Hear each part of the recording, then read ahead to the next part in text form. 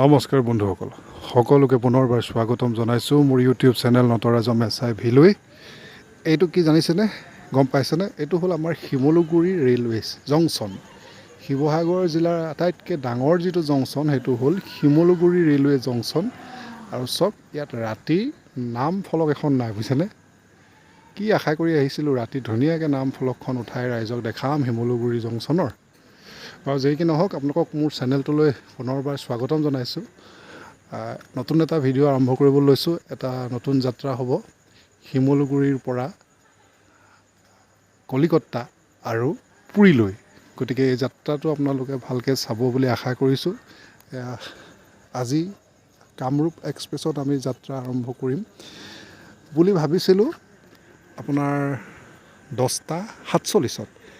এতিয়া আমাৰ ভাৰতীয় ৰেল বিভাগৰ কৃপাত প্ৰায় 1 ঘণ্টা 15 মিনিট লেট। 11:55 দেখাই আছে সিফালে বৰ্ডত।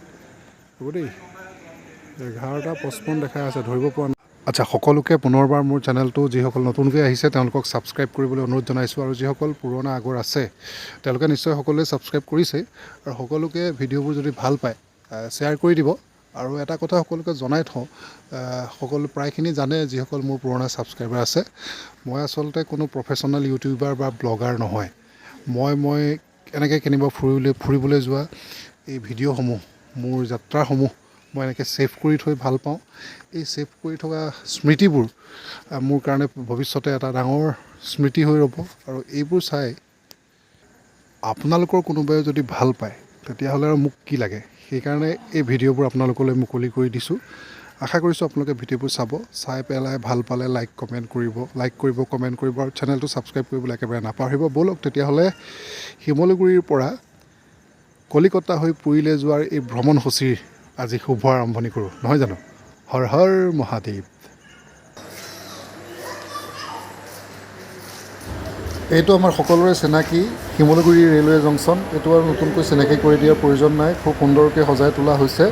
কিন্তু বাহিৰত যে চাইনবোৰ্ডখন নাই ৰাতি দেখিব পৰাকৈ, এইটো এটা ডাঙৰ মাইনাছ পইণ্ট বুলি ভাবোঁ। ইমান ধুনীয়া ডাঙৰ শিৱসাগৰ জিলাৰ আটাইতকৈ ডাঙৰ ৰেলৱে জংচনটোৰ এনেকুৱা অৱস্থা, বাহিৰত সুন্দৰ এখন ফলক নাই, এইটো কিন্তু সঁচাকৈ দুৰ্ভাগ্যজনক।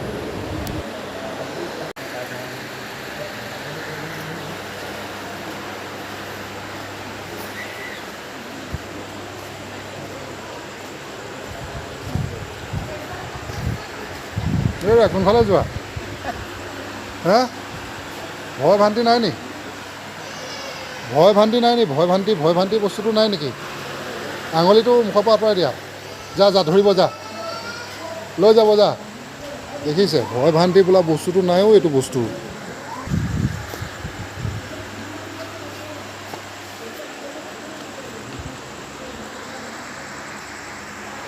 অকণো ভয় বোলা বস্তু নাই ভাই। আমাৰ ৰাইজসকল AC ৱেইটিং ৰুমত বহি আছে দেই, আমাৰ শিমলুগুৰি ৰেলৱে জংচনৰ AC ৱেইটিং ৰুমত। সেয়া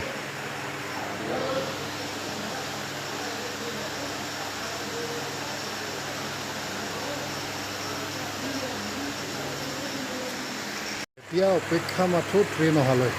1 ঘণ্টা 15 মিনিট লেট বুলি কৈছে। আৰু কিমান লেট হয় ট্ৰেইনেহে জানে দেই। শুন, তুমি দৌৰি নুফুৰিবা, গতিকে আহকচোন ট্ৰেইনখন, নহয় জানো? ফাইনেলি 1 ঘণ্টা 25 মিনিট লেট হোৱাৰ পাছত এয়া কামৰূপ এক্সপ্ৰেছ আহি পাইছেহি। আমি উঠিম আৰু এইখন ট্ৰেইনতে হাওৰালৈকে যাত্ৰা কৰিম।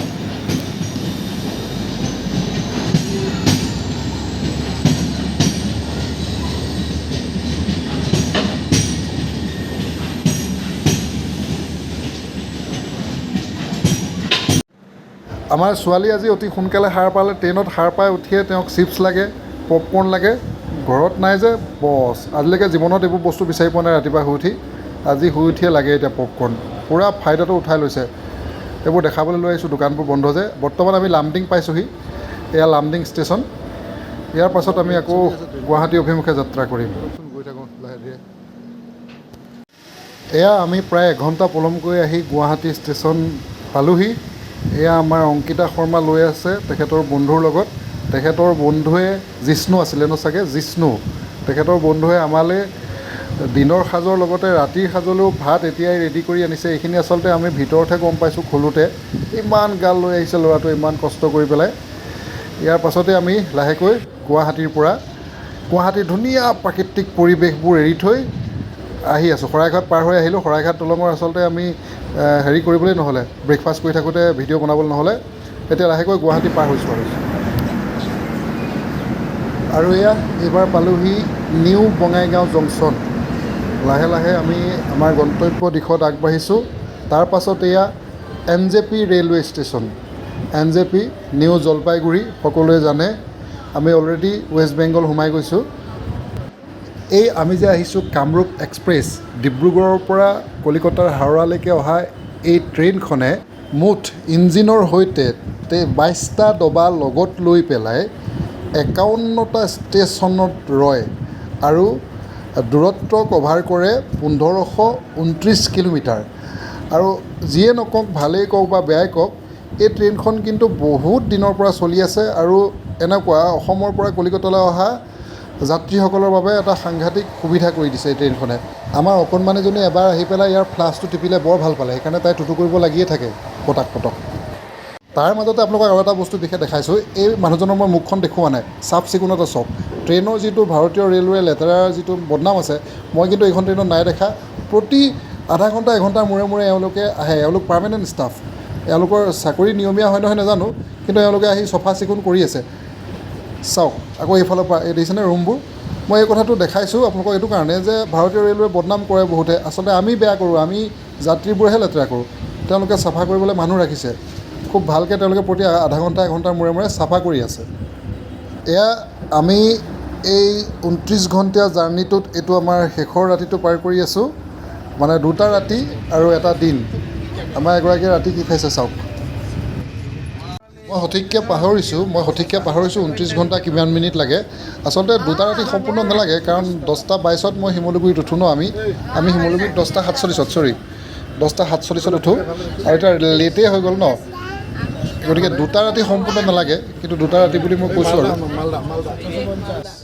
আচ্ছা, এই যে কোচটো দেখিছে, এই কোচটোৰ এই চৌটা আমি 3 টায়াৰত আহিছিলোঁ। 2 টায়াৰত বেছি কষ্টলি হৈ যায় আমাৰ ঘৰৰ কাৰণে। 3 টায়াৰত আহিছোঁ, গতিকে এই গোটেই কোচটোৱে 3 6টা আমাৰে আৰু পূৰা আমি ৰাজত্ব কৰি দেখিছোঁ। এয়া ৰাতিপুৱাৰ দৃশ্য। ৰাতিপুৱা 5টা বজা নাই, কিন্তু এটা কথা মানিব লাগিব, আমি এতিয়া হাওৰা সোমাম। মানিবলগীয়া কথাটো হ'ল, আমাক মাত্ৰ যিখন ট্ৰেইন 1.5 ঘণ্টা লেট হৈ আছিলে, সেই ট্ৰেইনখন মাত্ৰ 15 মিনিট লেট কৰি পোৱাই দিছে। সেইটো কিন্তু আমি মানিলোঁ। অলপ ইফাল সিফাল হৈছে টাইমটো, কিন্তু 1.5 ঘণ্টা 2 ঘণ্টা যিটো লেট হ'ব বুলি আমি ভাবিছিলোঁ, সেইটো নহ'লে আমাক সুন্দৰ টাইমত পਹੁচাই দিছেহি।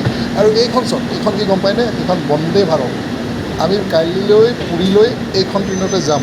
সেইকাৰণে ট্ৰেইনখন এতিয়া মানে ওলাইছে আৰু হেৰিয়াত যাবলৈ। 5টা বাজিছে ন, এতিয়া ওলাইছে। 4:40ত ৰাইট টাইম আছিলে আমাৰ, 5টা বজাত সোমাইছে। 5 বজাত এইখন মানে আপোনাৰ প্লেটফৰ্মত ৰ'বগৈ বন্দে ভাৰতখন। এইখন দেখি পেলাই মানে মই ভিডিঅ' নকৰাকৈ নোৱাৰিলোঁ আৰু। কাইলৈ এইখনত আমি যাম। এইখন এতিয়া গৈ আছে। আমি হাওৰা পালোহি। হাওৰাত নামি পেলাই ইয়াতে এটা দেখিছেনে, ইয়াতে 20 টকা লৈ AC ৰুম। ৰাতিপুৱা 5 বজাতে পালোহি কাৰণে হোটেল খোলা নাথাকিব যে, গতিকে আমি প্ৰিপেইড হোটেলখন আমাৰ 7:30হে খোলা হ'ব। সেইকাৰণে ইয়াতে আমি 60 টকাকৈ দি, পাৰ পাৰ্চন 20 টকাকৈ দি পেলাই 6টা মানুহৰ 120 টকা দি পেলাই 1 ঘণ্টা সময় ইয়াতে ৰৈছোঁ। তাৰপিছত আমি হোটেল লৈ লাহেকৈ ওলাই যাম। ব'লক, হোটেলৰ ভিডিঅ' আজি দেখাই থওঁ আপোনালোকক। তাৰ আগতে মই হাওৰা ষ্টেচনটো দেখাইছোঁ। ভাৰতৰ এটা আটাইতকৈ বিজি ষ্টেচন, বিজি আৰু আটাইতকৈ ডাঙৰ ষ্টেচন। বহুত ডাঙৰ, বহুত বেছি ডাঙৰ, মানে 20-25টাটো প্লেটফৰ্ম আছেই। কাৰণ মই 23 নম্বৰ প্লেটফৰ্মটোৰ কথা ইয়াত শুনিছিলোঁ, সেইকাৰণে কৈছোঁ। কিমান আছে মই কাইলৈ ৰাতিপুৱা ভাল গম পাম, আমি আকৌ বন্দে ভাৰতত যাওঁতে। আজি এয়া হাওৰা। আমি লাহেকৈ জিৰাই খটাই এতিয়া হোটেললৈ যাবলৈ ওলাই আহিছোঁ। এতিয়া 7:30 বাজিছে। ষ্টেচনটো মানে বহুত ডাঙৰ আৰু বহুত বিজি, বহুত বেছি বিজি। ইয়াতে উবেৰ আছে। উবেৰৰ মানে এটা এপৰ উবেৰ এপটোৰ কোম্পানী ইয়াতে বহি থাকে। মালিক নহয়, কৰ্মচাৰীয়ে আমাক বুক কৰি দিছে। আঢ়ৈশকৈ ল'ব আমাৰ হোটেললৈকে, হোটেল শ্ৰী দুৰ্গা, তালৈ যাম। এইখন হ'ল চব হাওৰাৰ এইটো ষ্টেচনটো। কিমান বৃহৎ এটা এৰিয়া ন, তো 20-25টা য'ত প্লেটফৰ্ম আছে, গতিকে কি ক'ম আৰু কিমান ডাঙৰ। সেই চব যিমান চকুৰে নমনা লাগে এইটো। চকুৰে নমুনা লাগে লেফ্ট ছাইডৰ পৰা একে ৰাইট ছাইডেও একে ওই টাৱাৰটোৰ পৰা দেখিছেনে টাৱাৰটোৰ পৰা আছে এইফালে একদম ৰাইট ছাইডে আপোনাৰ চকুৰে নমুনা লাগে আৰু এয়া আমি লাহেকৈ ওলাই আহিছোঁ আমাৰ হোটেল অভিমুখে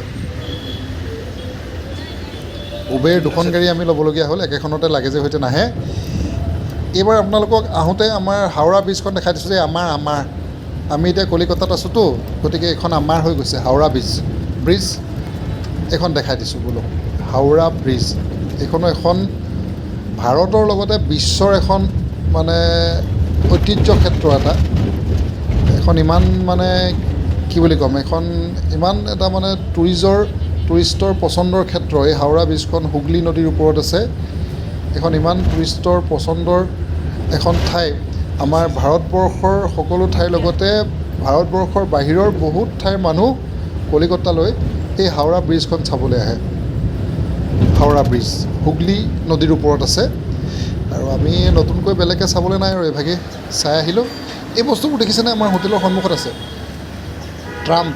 ট্ৰাম মনত পৰিছেনে ট্ৰাম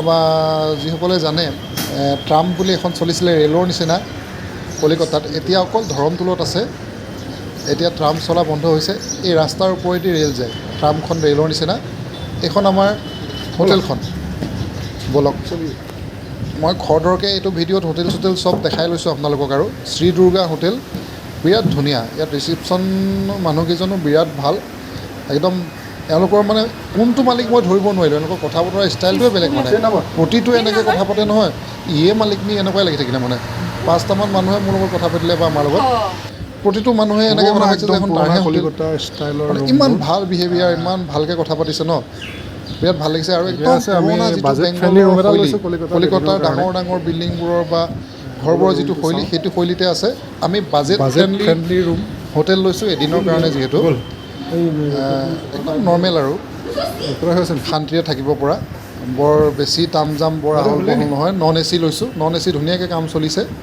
ইমান গৰমো নহয় এতিয়া গতিকে হোটেল চোটেল চব দেখাই দিলোঁ কাইলৈৰ পৰা আমি আজি কলিকতা ফুৰিম সেই কলিকতা ফুৰাৰ ভিডিঅ' দিম আজি কালী পূজাও আছে কালী পূজাৰো ভিডিঅ' দিম গতিকে সকলো চাই থাকিব দেই আৰু আহিবলগীয়া ভিডিঅ'বোৰ বহুত ধুনীয়া ভিডিঅ' হ'ব আপোনালোকে চাই নিশ্চয় ভাল পাব গতিকে আজিলৈ আহিছোঁ ভিডিঅ'বোৰ যিমান পাৰোঁ ছুটি কৰিবলৈ চেষ্টা কৰিছোঁ আপোনালোকে চাই থাকিব সকলোলৈকে দীপাৱলীৰ শুভেচ্ছা জনালোঁ ধন্যবাদ জয় অসম হৰ হৰ মহাদেৱ